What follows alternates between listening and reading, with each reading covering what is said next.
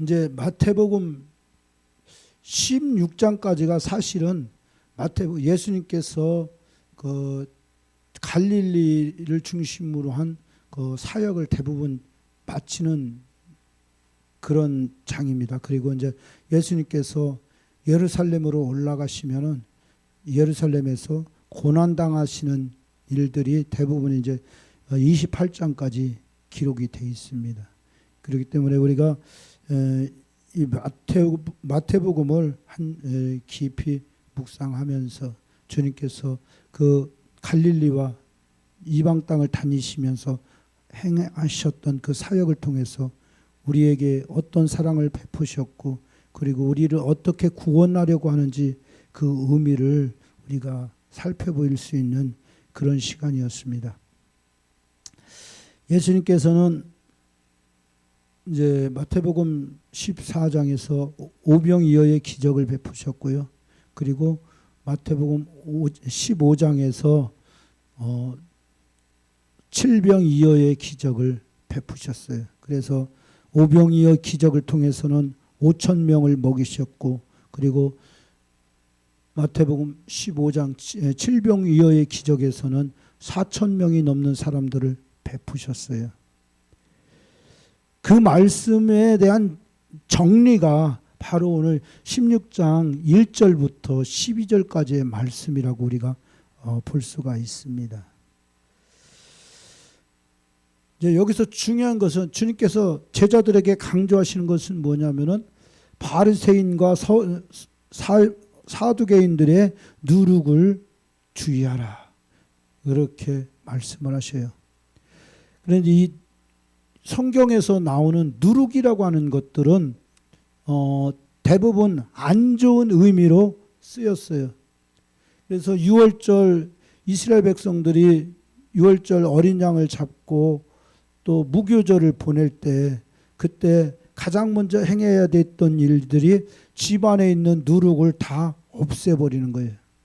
누룩을 제거하고 그리고 이제 양을 잡아서 그 양의 피를 문 임방과 문 설주에 뿌리고 그리고 그 안에 들어가서 고기를 먹는데 어떻게 먹으라고 하셨어요?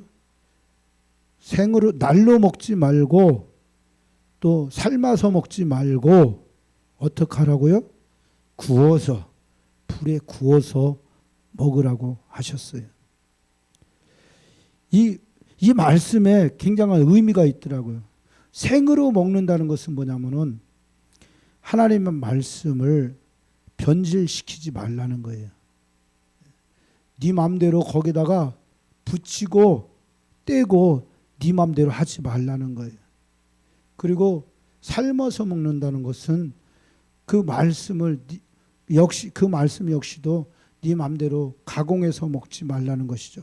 오직 하나님의 말씀은 불에 구워서 성령의 감동으로 말씀을 먹으라고 말씀하고 있어요. 그렇기 때문에 우리는 이 말씀의 의미를 깊이 깨달아야 돼요. 예수님께서 왜 이 갈릴리 마지막 사역에서 이 말씀을 강조하셨을까요?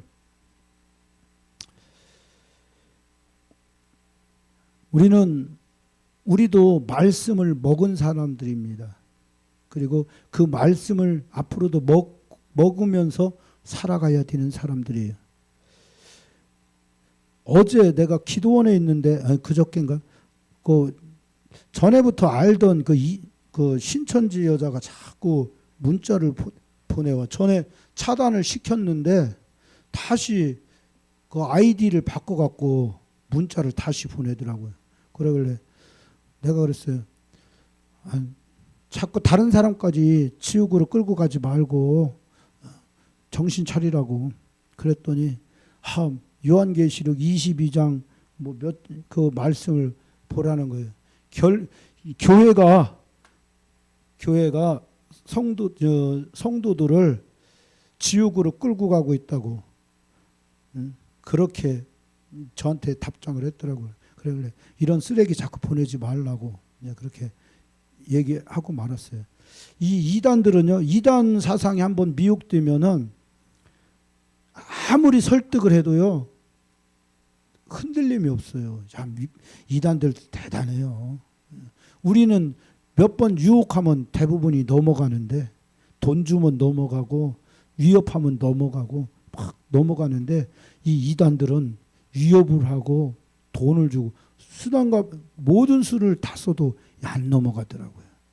그러면 그만큼 미혹의 영이 강력한 거예요. 마귀의 역사는 이렇게 강력한 거예요.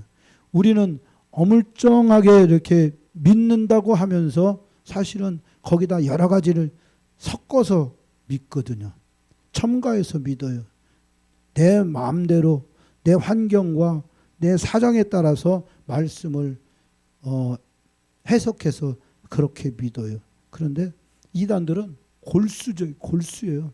딱 한번 거기 이단에 들어가면은 그 다음부터는 빠져나오기가 힘들어요.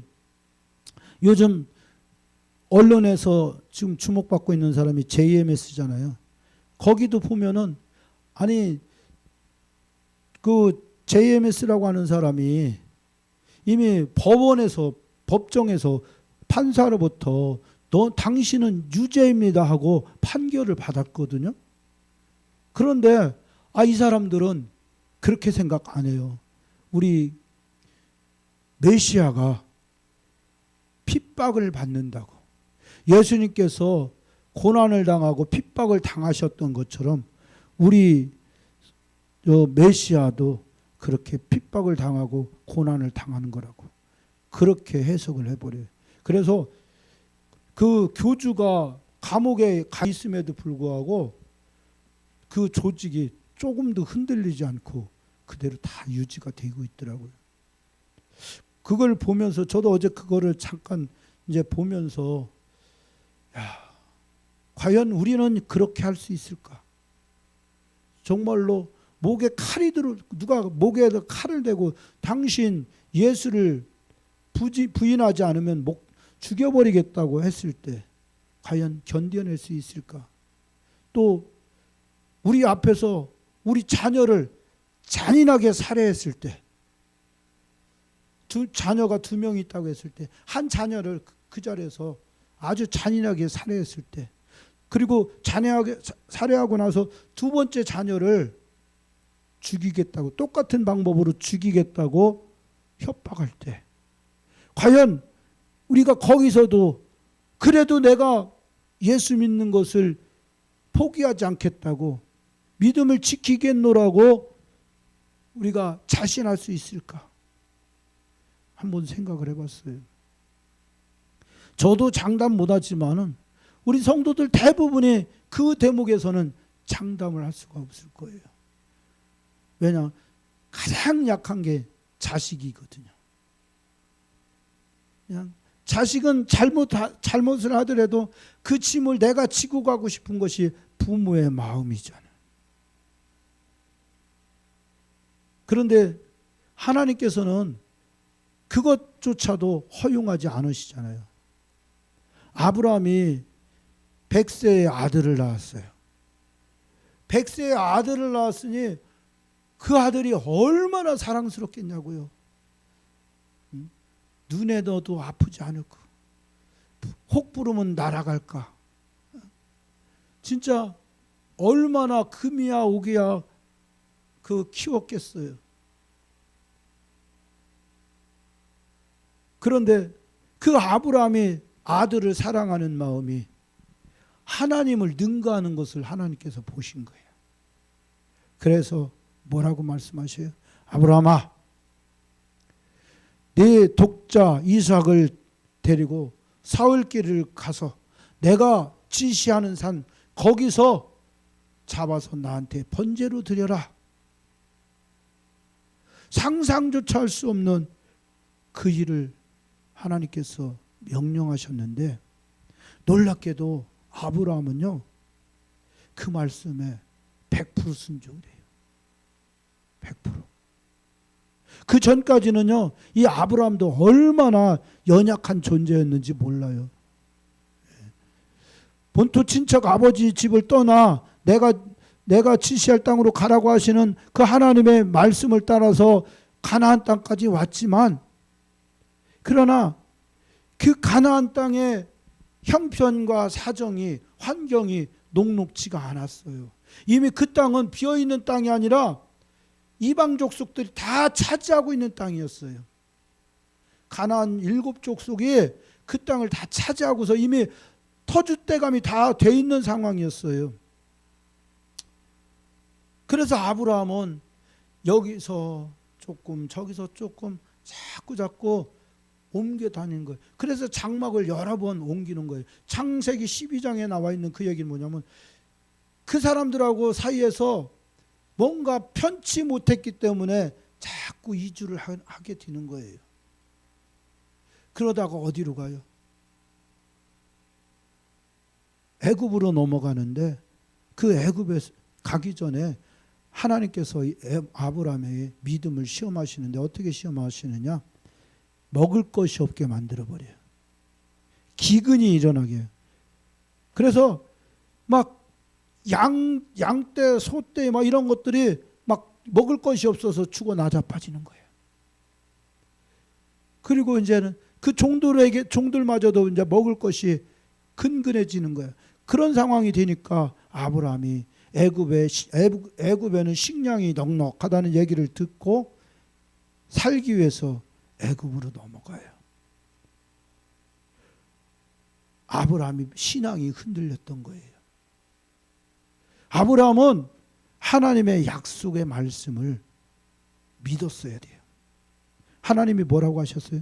내가 너로 큰 민족을 이루고 네 이름을 창대하게 하리니 너는 복이 될지라. 하나님이 약속하셨잖아요. 그러면은 하나님이 아브라함을 죽게까지 놔두시겠냐고요. 하나님의 말씀은요, 한 번 하신 말씀은 결코 변개함이 없다고 성경은 말씀하고요. 하나님은 인생이 아니신지라 시건치 아니하시며 하나님은 사람이 아니신지라 거짓말을 하지 않는다고 말씀하셔요. 하나님의 하신 말씀, 한 번 하신 말씀은 결코 언젠가는 반드시 이루어진다는 것을 아브라함은 믿지 못했어요.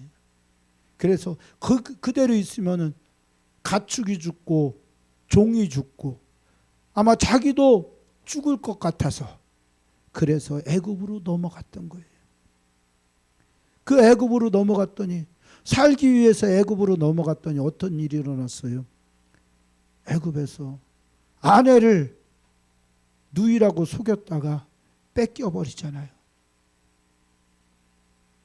바로의 아내가 돼버린 거예요. 바로의 궁전으로 사람들이 밀어난 거예요. 거기에도 아브라함의 불신앙이 있었어요. 내가 이대로 있다가는 사실대로 얘기했다가는 사람들이 나를 죽이고 내 아내를 뺏어갈 것이라고 하는 자기 생명에 대한 애착과 자기 생명을 지키고자 하는 그런 마음이 그 안에 있었어요. 그래서 아브라함은 하나님의 약속의 말씀을 들었음에도 불구하고 애굽으로 넘어갔어요. 그리고 그 애굽으로 넘어가니까 그냥 놔두세요. 그냥 놔두세요. 권사님 말씀하시 그냥 놔두세요. 애굽으로 넘어가니까 그가 염려하던 대로 걱정하던 대로 일이 일어나는 거예요. 그걸 하나님께서 가르쳐 주시기 위해서 아브라함이 하는 대로 그냥 놔두셨던 거예요. 우리는 하나님의 말씀, 순전한 하나님의 말씀을 그대로 믿어야 되는 거예요. 거기에다 자꾸 첨가하면 안 돼요. 거기에서 그 말씀에서 자꾸 떼면 안 돼요. 내가 믿고 싶은 거, 내가 순종하기 쉬운 것만 순종하려고 해서는 안 되는 거예요. 내가 생각하기에 내 환경과 내 사정에 좀 거슬리는 것이 있다고 할지라도 그것이 하나님의 말씀이라고 하면은 그것을 믿어야 돼요. 오늘 본문에 보니까 바리새인과 서기관들이 예수님에게 와서 당신이 하나님의 아들이라고 하는데 당신이 하나님의 아들이라고 하면은 그 증거를 보이라고 해요. 여기 성경에서는 마태복음 16장 1절에서는 되게 고상하게 이렇게 말씀하고 있어요. 바리새인과 사두개인들이 와서 예수를 시험하여 하늘로부터 오는 표적 보이기를 청하니, 이렇게 점잖게 표현하고 있는데, 마태복음 4장에는 무슨 얘기가 있어요? 예수님께서 마귀에게 시험당하는 그런 이야기가 나오죠. 4장 3절에, 마태복음 4장 3절에 시험하는 자가 예수께 나와서 이르되 내가 만일 하나님의 아들이거든 명하여 이 돌들로 떡덩이가 되게 하라. 똑같은 얘기잖아요. 네가 정말로 하나님의 아들이야? 그럼 이거 돌짝이지만은 하나님은 말씀으로 만물을 창조하신 분이시니까, 야, 너도 하나님의 아들이면 똑같이 할 수 있잖아. 한번 네 실력을 보여줘봐. 다 그렇게 하는 거예요. 그렇게 할 때 예수님께서 뭐라고 말씀하셔요? 한마디로 이 악한 세대가 표적을 구하나 요나의 표적밖에는 보여줄 표적이 없느니라고 말씀을 하셔요. 그러면서 이제 2절과 3절에도 보면은 이제 그 당시에 그 지역에서 일반적으로 가지고 있었던 상식을 가지고 이 사람들에게 말씀하시는 거예요. 2절에 보니까 너희가 저녁에 하늘이 붉으면 날이 좋겠다 하고 아침에 하늘이 붉고 흐리면 오늘은 날이 굳겠다 하나니 너희가 날씨는 분별할 줄 알면서도 시대의 표적은 분별할 수 없느냐고 말씀하시죠. 하늘이 비가 오고 비가 안 오고 날씨가 맑고 구름이 끼고 이러는 것들은 우리 육신 생활에 있어서는 굉장히 밀접한 거예요. 비가 와야 되는데 안 오면은 온 곡식이 다 타들어가서 먹을 것이 없게 돼요. 소떼와 양떼가 다 굶어 죽어야 돼요. 사람이 살기가 어려워져요. 그것은 뭐냐면 땅의 것을 얘기하는 거예요. 땅의 것. 너희가 땅에 있는 것, 너희들이 이 땅에서 무엇을 먹고 무엇을 마시고 무엇을 입을까 하는 것들은 잘 지혜롭게 잘 아는구나. 지금 그 얘기하시는 거예요. 그렇잖아요. 우리도 어떻게 하면 돈 벌지 기가 막히게 알잖아요. 귀신같이 알잖아요. 무슨 사업을 하면 돈 벌까 너무나 잘 알잖아요. 어디다가 투자하면은 그 땅값이 올라갈까 알아요. 그런데 왜 못해요? 돈이 없어서. 돈만 있으면 나도 돈 벌 수 있어요. 돈이 없으니까 못 버는 거지. 그게 바로 너희가 날씨를 구분한다고 하는 그 말씀 속에 다 포함이 되어 있는 거예요. 그런데 로마서 8장에서는 주님께서 바울이 뭐라고 얘기해요? 육신의 생각은 사망이요 영의 생각은 생명과 평안이니라. 육신의 생각은 하나님을 기쁘시게 하지 못하나니 하나님께 나아가는 자는 반드시 그가 계신 것과 자기를 찾는 자들에게 상 주시는 이심을 믿어야 할지니라 말씀하고 있어요. 무엇을 먹을까, 무엇을 입을까, 무엇을 마실까, 이것이 곧 우리가 우리 육신을 입고 사는 사람들이 살아가는 방법이에요. 그런데 주님은 뭐라고 말씀하셔요? 너희는 무엇을 먹을까, 무엇을 마실까, 무엇을 입을까 염려하지 말라. 염려하지 말라. 너희 하늘 아버지께서 너희에게 있어야 할 것을 이미 다 아시고 계시느니라. 그러면서 마태복음 6장 33절에 그러므로 너희는 그의 나라와 그의 의를 구하라. 그리하면 이 모든 것을 너희에게 다 더하시리라. 말씀대로 될지어다. 아멘. 하나님의 약속의 말씀을 믿는 사람에게는 약속대로 되는 거예요. 그래서 우리가 늘 입버릇처럼 외는 주기도문에도 있잖아요. 우리에게 일용할 양식을 주시었고, 그 일용할 양식이 어떻게 먹는 것뿐이겠냐고요. 우리 삶에 필요한 먹을 거, 입을 거, 잠잘 자리, 아파트, 뭐 빌라 이런 거 하나님이 다 허락해 주시겠다는 거예요. 하나님은 우리가 예수 믿게 하고 그냥 입 딱 봉하고 그냥 한 데서 자게 놔두지 않으시는 거예요. 우리가 하나님의 말씀대로 잘 순종하고 또 우리 삶 가운데서 고민하지 말고 하나님 주어지는 삶에서 열심히 노력하면은 하나님께서 그것에 더해서 주시는 거예요.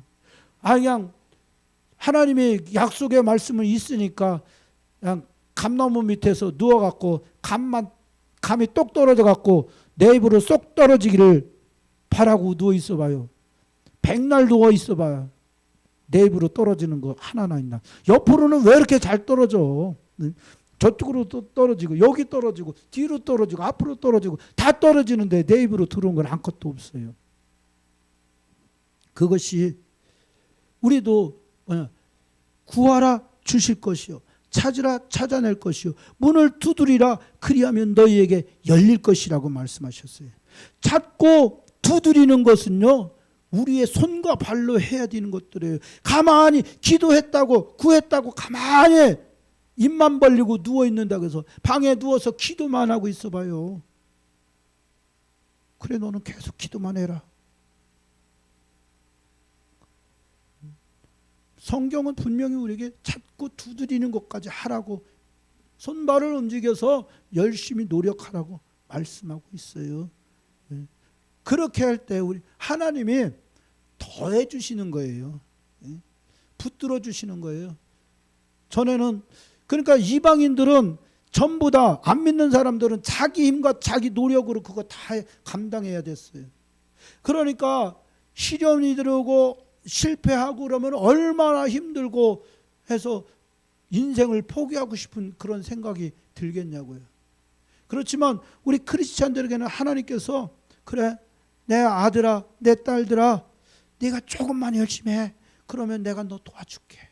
내가 너 도와줄게. 그래서 나의 등 뒤에서 나를 도우시는 주 때때 나의 인생길에서 지치고 고나여 매일처럼 주저앉고 싶을 땐 나를 밀어주시네. 일어나 걸어라 내가 새 힘을 주리니. 일어나 너 걸어라 내 너를 도와주시는 거예요. 그분이 바로 우리 하나님이신 거예요. 그런데 우리가 그렇게 살면서 우리의 믿음이 잘 아름답게 지켜져야 되는데 꼭 거기에는 뭐가 껴들어요? 마귀, 사탄, 귀신, 일명 사마귀가 껴들어요. 그래서 늘 우리가 하는 일을 방해하려고 하는 거예요. 어떻게 하면 우리 돈을 우리 주머니 털어서 뺏어 가질까? 자꾸 그런 궁리를 하고 지혜롭게 우리한테 다가들어서 그러면 우리는 깜빡 속는 거예요. 그런 것이 그런 육적인 삶에만 나타나는 것이 아니라는 거예요.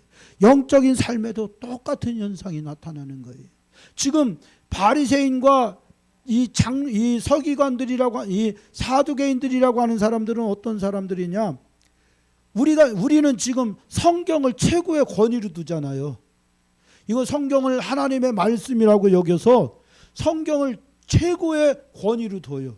그런데 이 바리새인과 사두개인들 같은 구약의 율법을 지키는 사람들은 성경 외에 장로들의 유전이라고 하는 그러니까 구전되는 율법이 있었어요. 그 모세 시대로부터 시작돼서 그 사람들이 그 성경도 믿었지만은요 장로들의 유전을 믿었어요. 그래서 그것들을 오히려 성경보다 더 우선시했던 거예요. 그 전통이 지금도 어디 남아 있느냐면은 천주교에 남아 있어요. 천주교에서는요 지금 우리 신구약 39권을 외에 애경이라고 하는 책들을 또 가지고 있어요. 뭐 지에서 뭐 해갖고 그런 애경들을 가지고 있을 뿐만 아니라 특별히 교황의 교시를 가장 위에 둬요. 그것을 교회의 전통이라고 해요. 마치 유대교인들이 장로들의 유전을 교회의 전통으로 여겨서 성경보다 우선시했던 것처럼 이 천주교에서도 그 교황의 교지를 가장 우선시하는 거예요. 그런데 그것들은 사람의 입에서 나오는 거잖아요. 사람의 입에서. 디모데후서 3장 16절 17절은 뭐라고 말씀하고 있어요? 모든 성경은 하나님의 감동으로 이루어진 것이라고 말씀하고 있어요. 하나님께서 사람을 창조하실 때 그 코에다가 하고 숨을 불어 넣으셔서 사람이 생명이 되었던 것처럼 이 성경 말씀에는 하나님의 숨이 있는 거예요. 하나님의 호흡이 그 안에 있는 거예요. 그렇기 때문에 이것은 기록되어진 영의 말씀인 거예요. 사람의 생각과 육신의 생각으로 쓴 것이 아니라는 거예요. 육신의 좋은 것으로 쓴 것이 아니라는 거예요. 그래서 이 말씀은 우리가 듣고 반드시 지켜야 되는 것이 이 하나님의 말씀인 거예요. 왜 우리가 하나님의 말씀을 지켜야 되느냐? 하나님이 살아 계시기 때문에 그런 거예요. 하나님이 살아계셔서 지금도 우리의 인생을 주관하고 계시기 때문에 우리가 그 하나님의 말씀을 지켜야 되는 거예요. 여러분들은 왕이라고 하는 것에 대해서 지금 자유민주주의 시대에 살고 있기 때문에 그 권위나 그 권세를 잘 깨닫지 못해요. 왕의 권세라고 하는 것은 날아가는 새도 떨어뜨리는 게 그 왕의 권세예요. 법에 아무리 무슨 얘기가 있어도 그 사람이 왕의 마음에 안 들면 그 사람 죽어요. 아무 죄가 없는 사람이라고 지나가는 사람이 지나가는데 왕이 보니까 그냥 왠지 불쾌해. 여봐라 저놈 갖다 죽여라. 그러면 그 사람 죽는 거예요. 왜? 왕이 기분 나쁘니까. 그 정도로 왕의 권세라고 하는 것은 대단한 거예요. 그러니까 우리가 13장인가요? 바로 저 세례 요한, 침례 요한이 죽임당하는 장면을 우리가 봤잖아요. 침례 요한이 지적한 게 뭐예요? 그 분봉왕 헤롯 안티파스가 그 자기 남동생의 아내를 자기 데려다가 강제로 자기 아내 삼는 것을 보고 아무도 지적하지 못하고 있을 때 오직 침례 요한이 가서 당신은 율법적으로 잘못했습니다. 그것은 죄입니다. 했어요. 그랬더니 바로 여봐라 저놈이 이 짐의 심기를 불편하게 하는도다. 가둬버려라. 그런데 가둬도 그 다음부터 처리를 할 수가 없어. 왜? 두려운 거예요. 하나님이 두려운 것이 아니라 사람들이. 왜? 이 침례 요한은 그 당시에 사람들로부터 굉장히 인기가 있는 사람이었어요. 하나님이 보내주신 선지자라고 해서 엄청난 인기를 가지고 그 따르는 사람들이 수천 명이 넘었어요. 그래서 누구든지 그 요한 선지자 하면은 아무도 그의 권세 앞에 당할 자가 없었어요.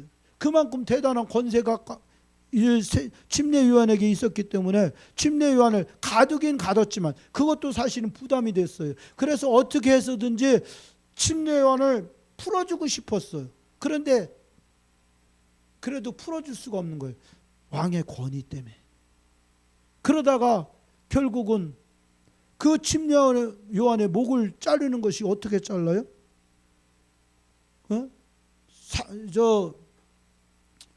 자기 생일날 그 헤로디아의 딸 살로메가 나와서 사람들의 눈길을 휘어잡는 것을 보고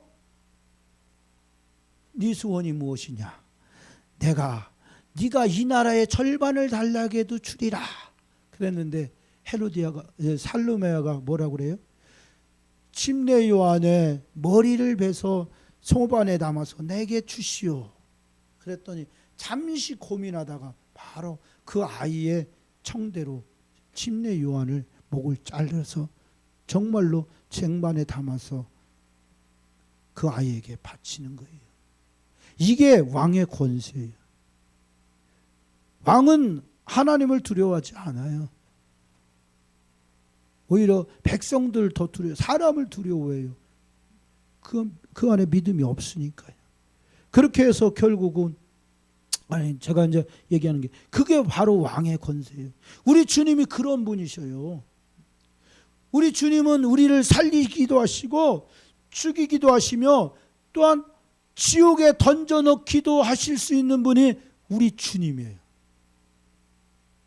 우리가 그분이 나의 왕이라고 믿는다고 한다면은 그분의 말씀을 불순종할 수가 없어요.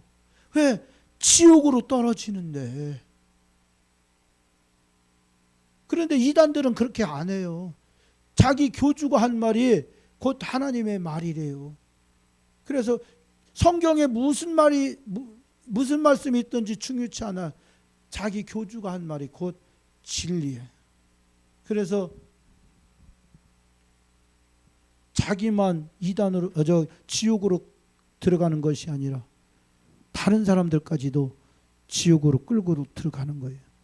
어제 그 정명석 그 사람에 대해서 보도가 나오면서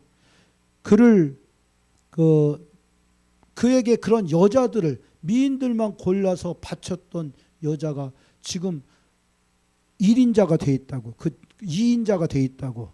이제 그러면서 그 무슨 목사라고 목사라고 나오더라고요. 그런데 정말 이쁘기도 이쁘고 하는 걸 또 뭐 우리 같은 목사는 뒤꿈치도 못 따라가겠더라고요. 뭐 율동이면 율동, 노래면 노래, 사람들을 얼마나 홀리는지 몰라요. 그렇게 해서 이쁜 여자들만 골라갖고 정명석이한테 보내는 거예요. 보내면은 거기서 성폭행이 이루어지는 거예요. 그러니까 정명석이도 나쁜 사람이지만 그런 정아무개라고 하는 그런 여자도 아주 똑같은 범죄를 짓고 있는데 아직까지 얼마 전까지만 해도 그 사람은 조사조차 받지 않았는데 이번에 구속됐다고 하더라고요. 이처럼 그 이단들은 하나님의 말씀을 무시하는 자들은 하나님을 무시하는 것이고 그들은 어떻게 해서든지 그 하나님을 이용해서 자기 이익을 챙겨 나가려고 하는 것을 볼 수가 있어요. 그 사람들의 관심은 하나님에 있지 않아요. 바로 세상 돈이에요. 돈, 그리고 권력, 그리고 쾌락, 이런 것들이 그 사람들의 주 목적이지 하나님을 어떻게 잘 섬길까 하고 믿지 않아요. 이 장로들의 유전을 쫓아가는 사람들도요, 근본적으로는 그 사람들의 목적이 어디냐, 하나님을 어떻게 하면 잘 섬길까가 아니라 어떻게 하면 내가 내 재산을 하나님한테 바치지 않고 내 부모한테 띠끼지 않고 내가 이거 다 차지할 수 있을까, 그 생각하는 사람들이 바로 이 장로들의 유전을 따라가는 사람들이었어요. 그래서 이제 예수님께서 시대의 표적을 말씀하고 계시잖아요. 예수님은 우리를 구원하기 위해 이 땅에 오신 시대의 표적이신 거예요. 하나님께서 세상을 이처럼 사랑하사 독생자를 주셨으니 누구든지 그를 믿는 자마다 멸망치 않고 영생을 얻게 하려 함이라고.